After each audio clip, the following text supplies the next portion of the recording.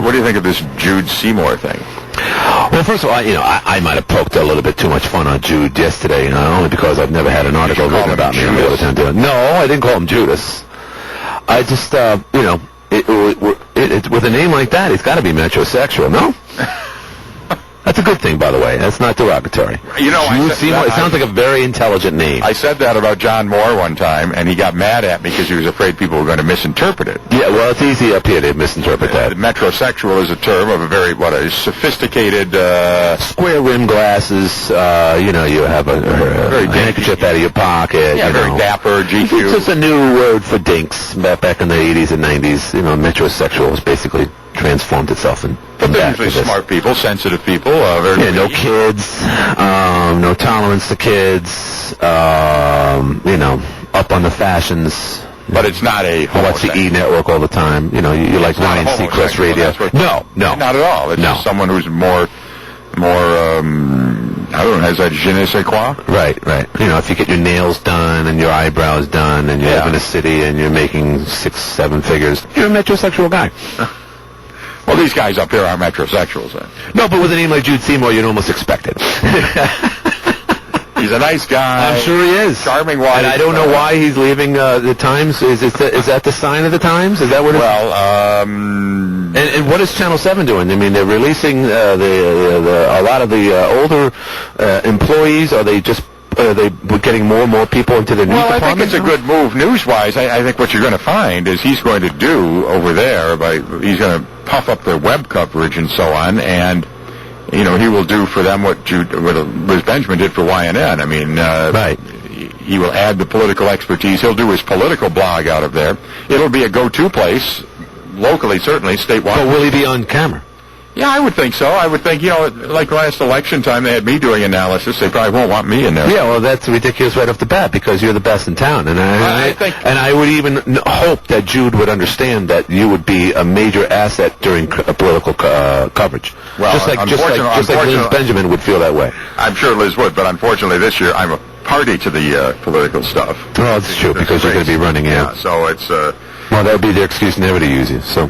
Exactly. There you go. Exactly. But, no, I wish him well. He's a nice guy, and, I don't know.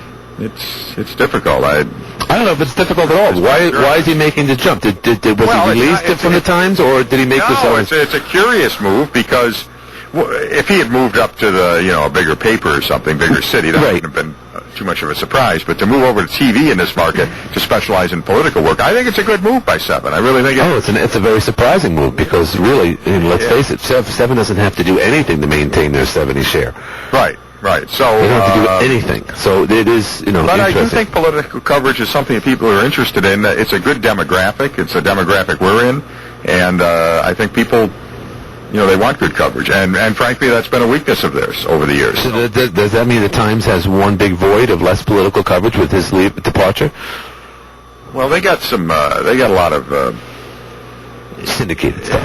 Yeah, a lot of issues over the last few years. It's as you cut back because of circulation issues, it becomes more and more difficult to produce the core product, and I disagree with this theory that it's all about coupons. How many coupon inserts can you stick in? That's an extra way to make money, I grant you. But ultimately it comes down to content, and I think if content suffers, and the core consumers of news gravitate away because they don't feel the information's timely or insightful or whatever, I think it's a problem. So, I would just lack of foresight. All they had to do was buy Channel 50.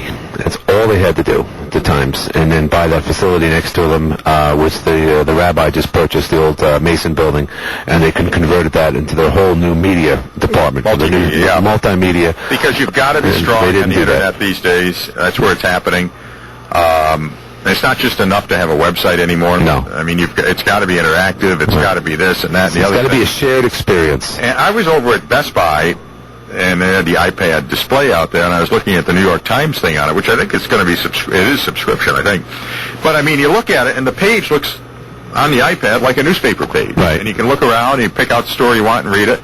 And I think that's the experience people really need, because I think people want that. Right. But that's how it's going to have to be delivered in the future, is over some kind of either a laptop or a larger than it can't be as small as a cell phone. No. It's got to be something like an iPad or Kindle size format, and you've got to be presenting it in a way that approximates that newspaper experience, where they're actually, they're laying the stories out according to their importance and pictures and all these other things. And that New York Times thing looked pretty good. I didn't look at it extensively, but if you're putting out a product like that, it's worth paying for. Yeah, I say so. I mean, I know there's this attitude, if it's free, it's for me.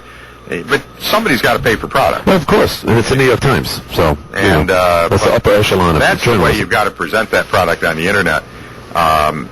I think if you're going to go that route, but it means you're going to get out of the actual printing business. Of course, then you get to save on the press and distribution costs. Right. Before, so I don't know. I mean, I don't claim to know a lot about that industry, but the newspaper industry? Yeah, a lot of challenges. Johnny Pisano. Yeah, Johnny, what do you know? What happened? I just walked in. Media X. Oh, we're talking about Jude Seymour jumping. Going over to Channel 7, yeah. Yeah, right. Yeah. I think it's a good move. Oh, good career-wise, yeah. Great. Yeah, I think it's a good move. What can I tell you? I mean, I don't know if he's got do you? I mean, I don't know. I mean, I'm not going to diss the paper, but when is the last time you've bought one? I mean, we have this new media called the internet, and we're able to check it nonstop. Any moment, anytime something happens. I check their website too. Right. I always read Jude's blog, but yeah, you're right. As far as the buying the daily one, I'll grab the Sunday one. First thing I do, though, is pull out all those inserts and throw them away. Right, yeah. To me, they're a nuisance. I understand there's a market for that. But to me, I'm looking for the content. Here's one. How many people listening right now do not have internet access who listen to the show? I bet you they're the ones who will grab that hard news, that hard copy of the newspaper. But after that, it's probably easier. I mean, heck, I don't have internet connection, but I got a phone and I can check right now what's going on in the world. Well, and it isn't necessarily anti-newspaper. No, I don't watch those regularly scheduled noon 6 and 11 casts. I don't either. I mean, they don't fit into my lifestyle anymore. Yeah, whatever lifestyle we've got. I mean, so we're kind of bone pivons, is it? Yeah. Yeah. Hey, you're not a metrosexual, are you? Can I change the subject?